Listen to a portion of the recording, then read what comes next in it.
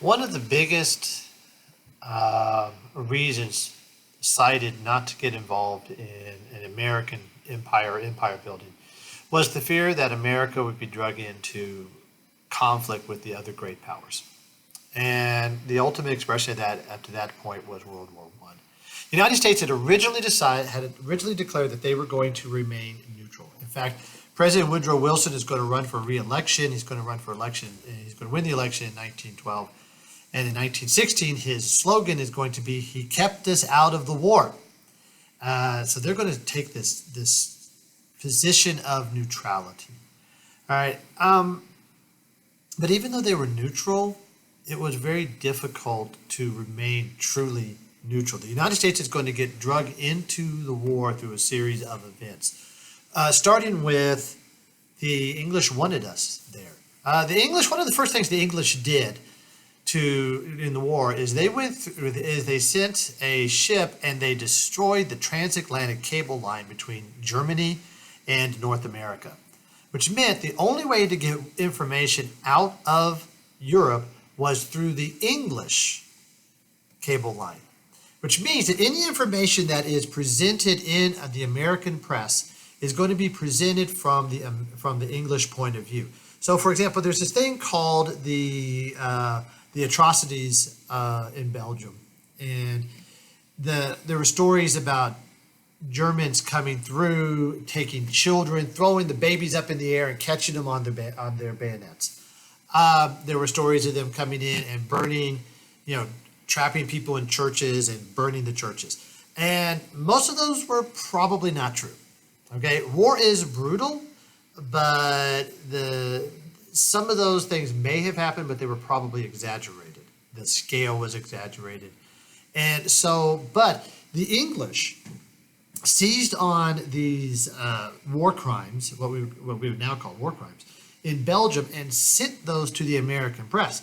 The Germans had no way of countering those because there was no connection, no information coming out of Germany towards North America. So the American people were very primed to support England and all of this.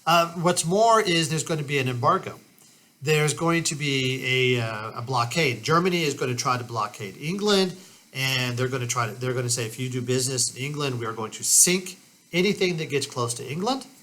And Germany and England is going to do the same thing for the continent. They're going to blockade Germany and say anything who gets close to Germany is going to get sunk by the British Navy. Well, the reality is the British were better at doing blockades than the Germans, although the Germans did sink a lot of American tonnage eventually. So we had a lot of close business ties with England. So the American people were already favoring England in this conflict. Plus, on top of all that, we were an English-speaking country. We still are. And there was this wave of anti-Germanism in America. I'm from Abilene, Texas, just down the road from Abilene, Texas, a little town called Old Glory, Texas. And Old Glory is named after the American flag, except that Old Glory's original name was Brandenburg, Texas. And Brandenburg just sounds a little bit too German, and so they changed the name of the town to reflect their anti-Germanness and pro-Americanness. And you see how they're taking. You can't be American and pro-German. You have to be anti-German in order to be pro-American. And you're going to do things like sauerkraut. They're not going to call it sauerkraut anymore. They're going to call it Liberty cabbage. And my mother has a dachshund and a little badger dog, and they're going to call them Liberty pups. And so there's this wave of anti-German sentiment. So one of the reasons that America is going to get dragged into this war is because we are very pro-England during this time. All right. Another thing that's going to happen is the Germans are going to do a series of missteps. One of the things that's going to happen is, like as I already mentioned, is they put a blockade around England, and they're going to sink any ship that gets close to the English shores within their sphere of exclusion zone, as they called it. All right. And one of those was going to be the Lusitania. The Lusitania was not a warship; it was a cruise ship. Basically, it was carrying people from North America to Europe for business, for vacation, to visit family, whatever.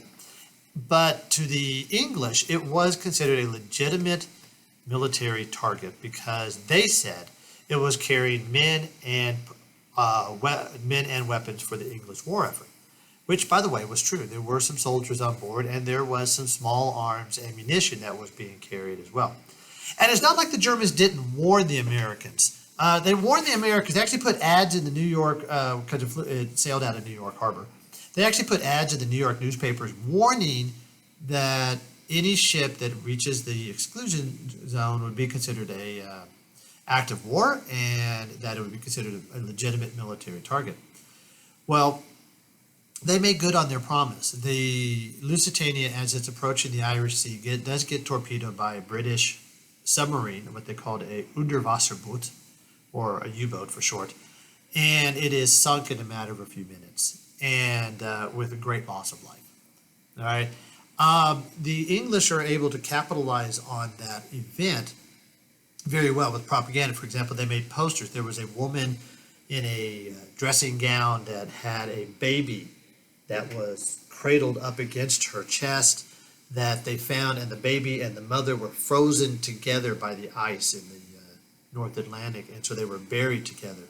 And so an artist took that picture of this woman underwater sinking, holding this baby frozen together in death, and made a recruitment poster out of it. It was a very powerful poster that I will show in class. And that once again turns America a step closer to war, because there were American citizens who were lost during this war. Germany does not want the Americans involved in the war, so they agree, you know what, we'll stop our unrestricted submarine warfare, we will back off. As a result of that, America also backs down a little bit.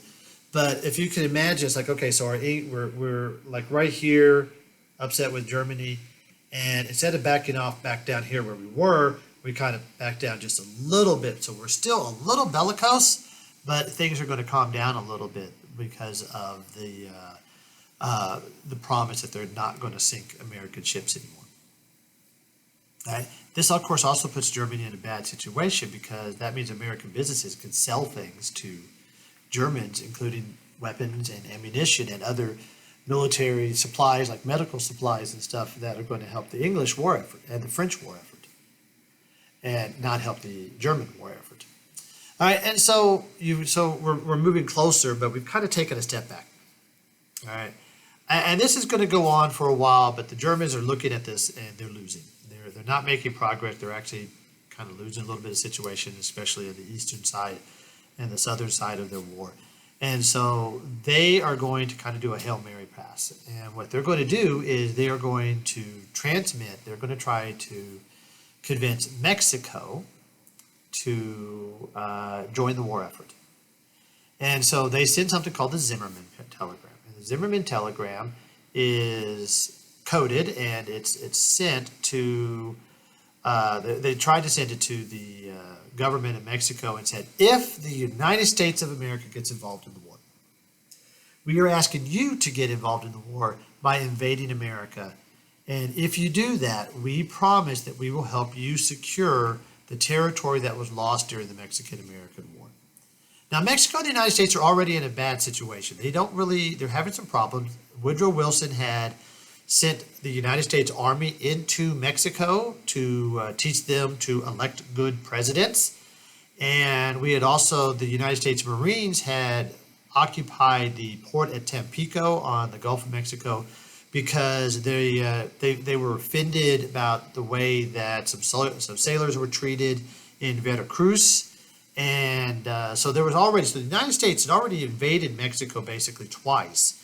And so I'm sure there are a lot of people in Mexico that were thinking, maybe, just maybe, this is our chance to get back. They never got that chance. And I don't think they ever really could have taken that chance, because Mexico's government was not consolidated yet. They're in the middle of their own revolution. And so what's going to happen, though, is that telegram is going to be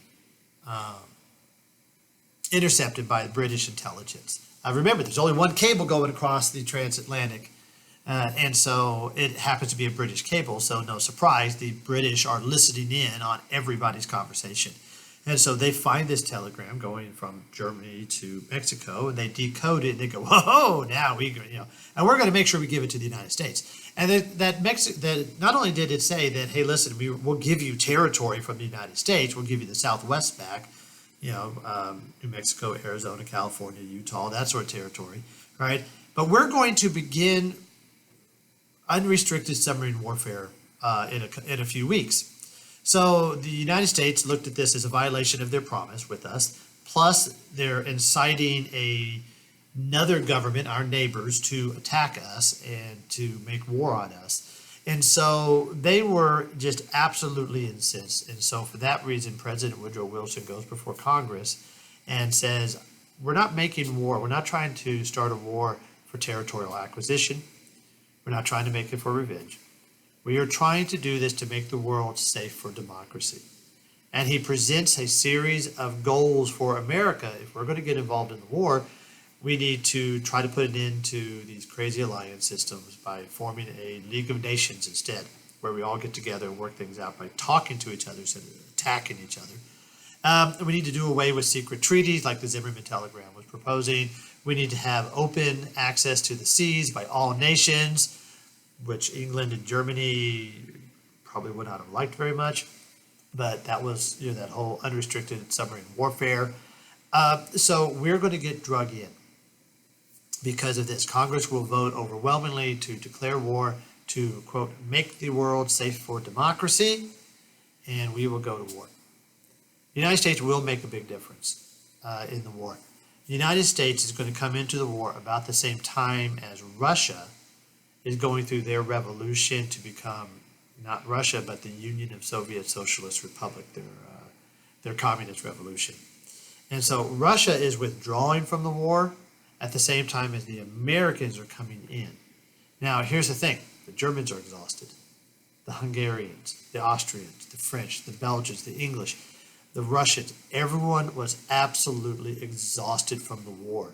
The constant stress of worrying if you were going to be buried alive in your trenches, worrying when are you going to hear a whistle and you're going to have walls of men coming at you, worrying if you're going to have a gas attack and have you practically live in your gas mask and rain jackets and stuff.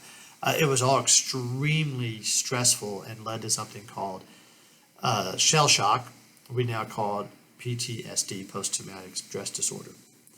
But that exhaustion is in stark contrast to the energy that the Americans are going to bring. Because they haven't been at war for 3 years. They haven't been in trenches. They haven't been worrying about gas attacks, or artillery, or any of these other things, right? They're coming in with this we can do it, can do attitude, and this mentality of we won't come back till it's over there, as the song goes.